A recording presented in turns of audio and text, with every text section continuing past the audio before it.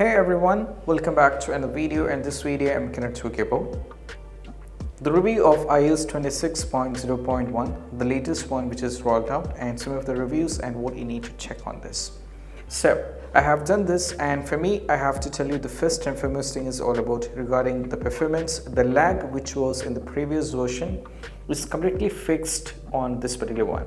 If you would have faced any kind of lag in the previous one, that has been completely gone and everything is smooth and fine on this particular version of the update. After updating, I does not feel like any kind of lag, and it was all fixed.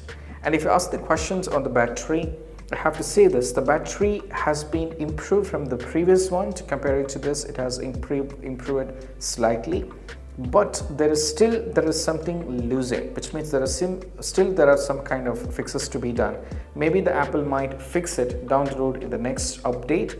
But if you're looking on the previous versions, there was a lot of battery drop for many users. They claim that they are having the battery drain and they don't know how to fix it. They say, some says they're having kind of, the phone really feels very hot and all those things because of the update.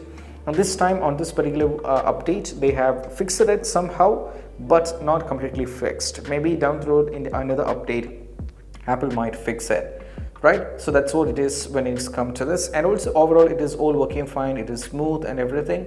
And what I'm saying is, if you want to, we can stay on the previous one if you feel like good for it. But what I'm saying is, if you're having a battery drop in the previous update, you can definitely go for this particular update and you can check it. And all the kind of a lag issue that has faced for many users, you can just fix it by updating to this. So what I'm saying is, you can definitely go for this update. It is better than previous one.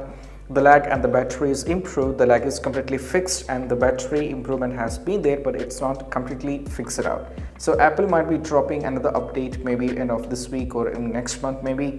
At that time you can completely update it and fix it. So that's what it is when it comes to the review of iOS 26.0.1, and I hope this quick video is helpful. That's it. Bye bye.